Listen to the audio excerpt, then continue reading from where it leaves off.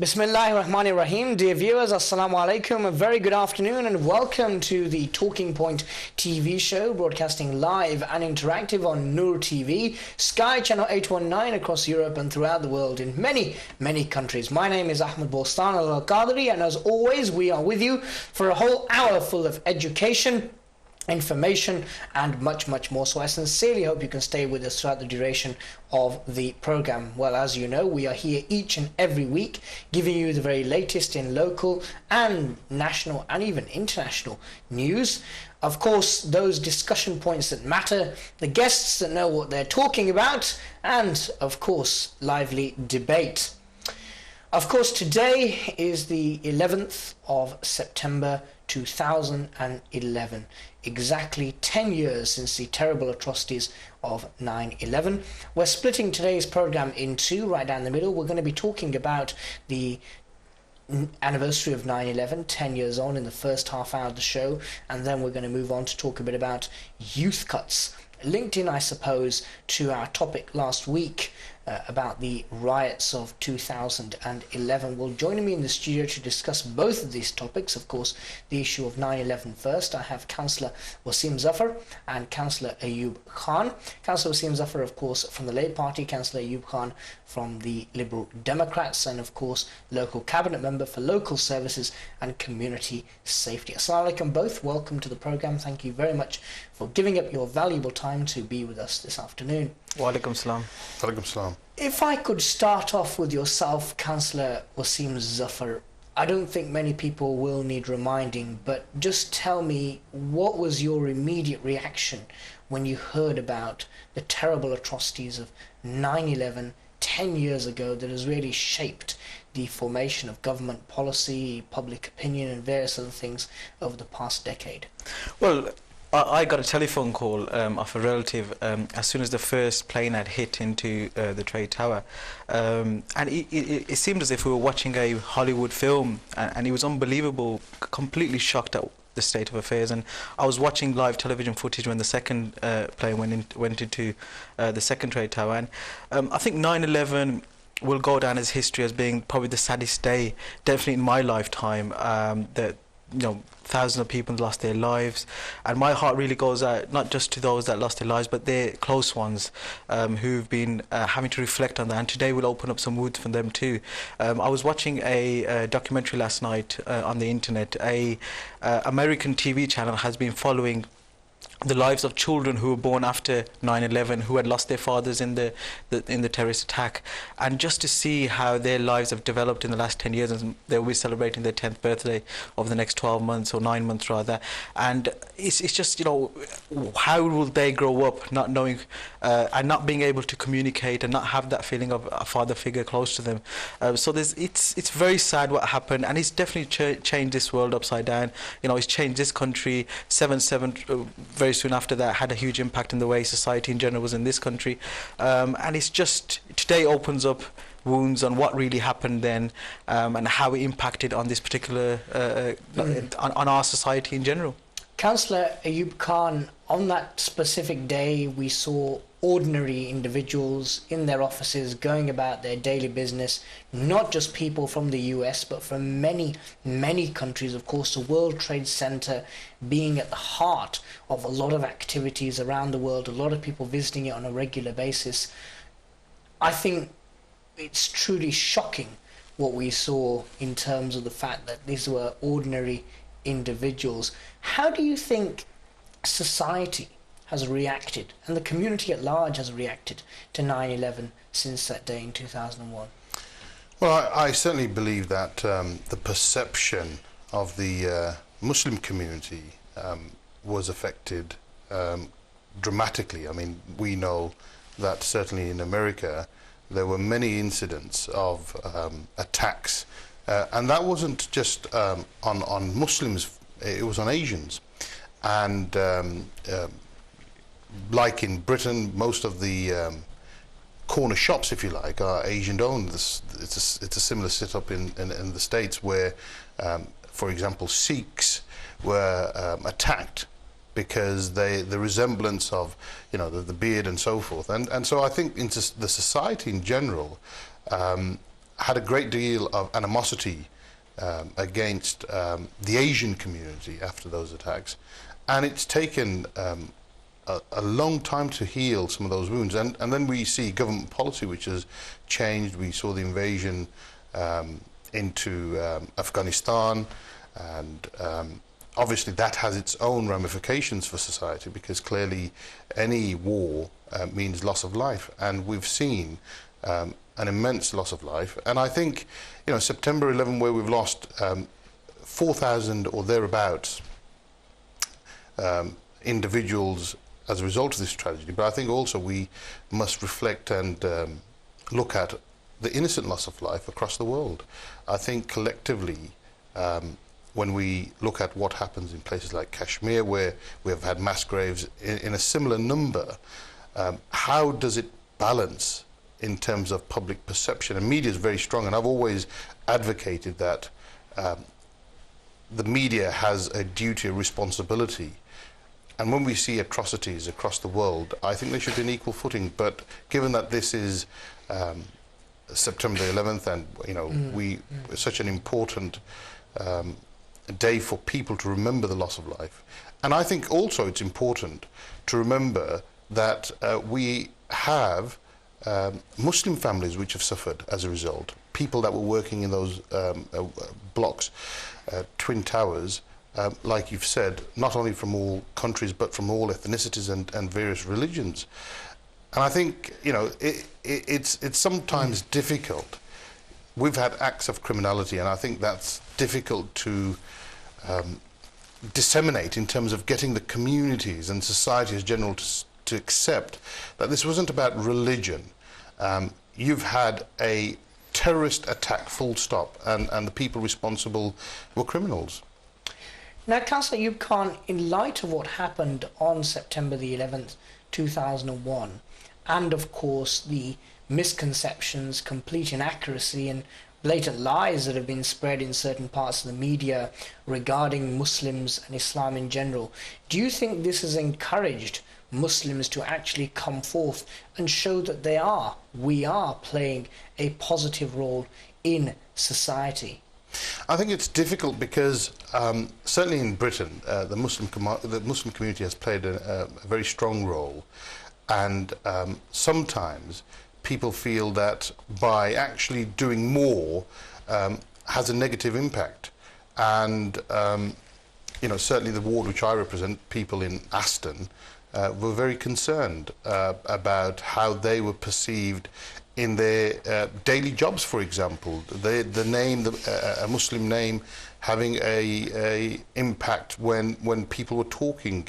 And I think it's extremely difficult, because we as law-abiding Muslims, a peace-loving religion, find it extremely difficult when you have acts which are then labelled as you know, Islamic extremism, terrorism, and all of these Islamophobia, these names which get filtered around on media.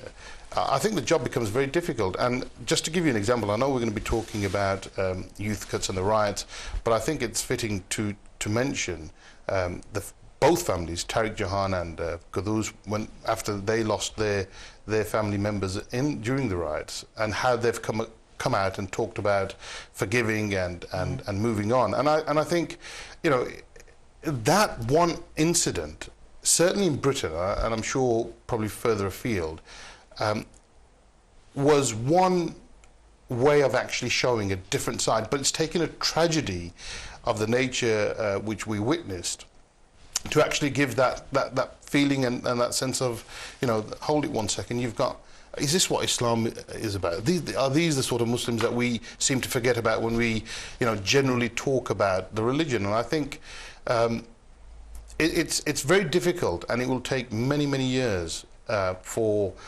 people to appreciate, even in these sort of close corners where people talk about faith and religion. And I think collectively every individual has a responsibility to work together and build that community cohesion that society needs to succeed. Ahmad, if I can just add something to what Ayoub said. I personally feel I agree with a lot of what Ayoub said.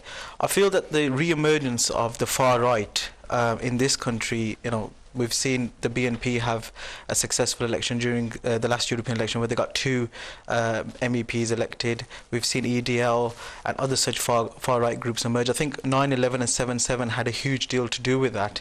And this misconception, as you touched upon, that Muslims are somehow linked to terrorism. Islam is by no means promotes terrorism. Islam is a religion of love, peace and harmony, as this channel clearly says.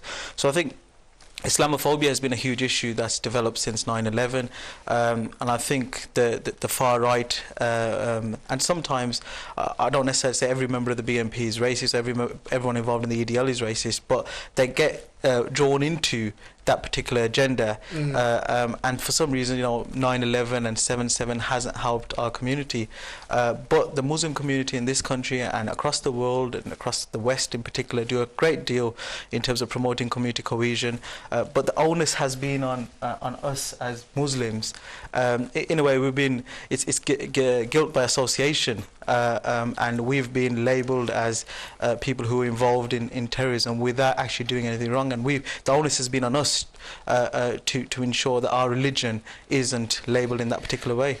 And of course, Councillor Ayoub Khan related this incident that we're talking about today, of course 9/11, in contrast to the riots where 3 Muslim brothers, young Muslim brothers here in Birmingham, actually gave their lives defending their neighbourhood and defending their city. And I know Tariq Jahan, the father of the youngest gentleman that died, went on record in saying that actually Muslims were not involved with the disturbances, but actually were responsible for bringing the peace to Birmingham. And he said that on an interview that I did with him on a local radio station here in Birmingham, which I think is very significant. I think Tariq was labelled as the face of Muslims across the country, and it was such a positive thing that he did, despite the tragic loss that he faced.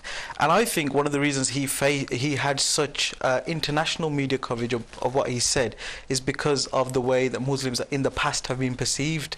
So I think Tariq's example is a typical example. I think if 9/11 and 7/7 hadn't have happened and Tariq did what he did, and the last 10 years for Muslims hadn't taken place the way it has, I don't think Tariq would have got that coverage. But because of the way that we've been perceived, and in large by the media as well, I think what Tariq did was quite outstanding. He needs to be recognised for his work, and in the circumstances that he did it in, where he's just lost a young son, was quite incredible. Now, Councillor Waseem Zaffar, you represent a very diverse ward, possibly one of the largest wards in the country. When 9/11 itself hit in the United States of America, it wasn't just something that happened in the US and stayed in the US. It affected us all internationally.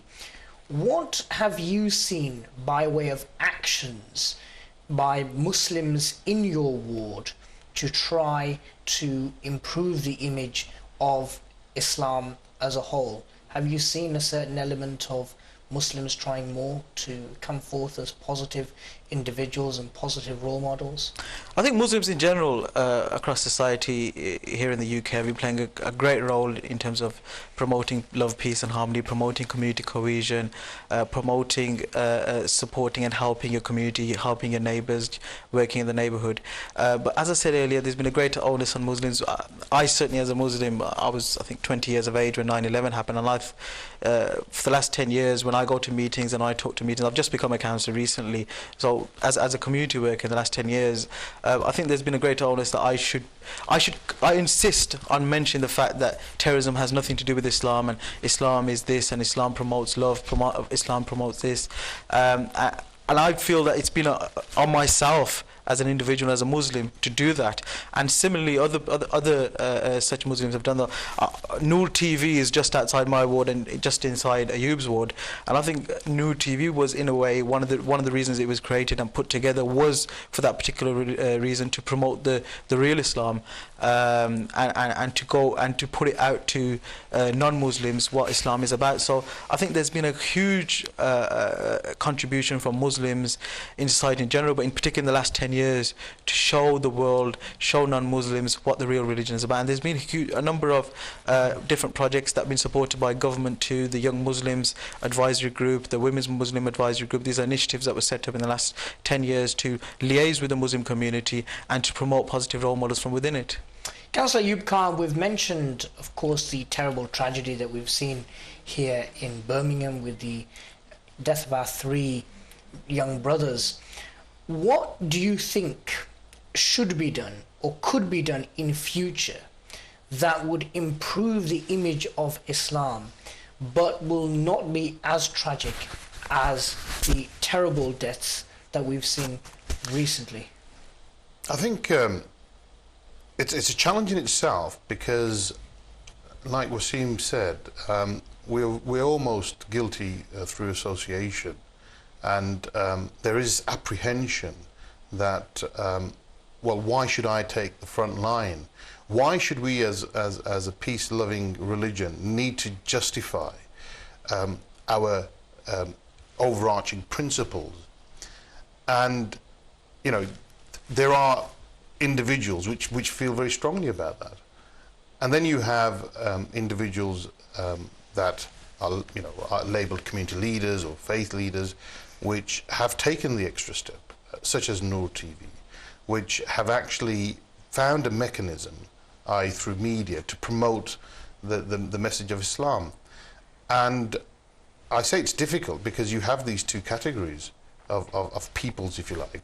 Those which feel that, you know, we are a peace and loving religion, we want to practice that.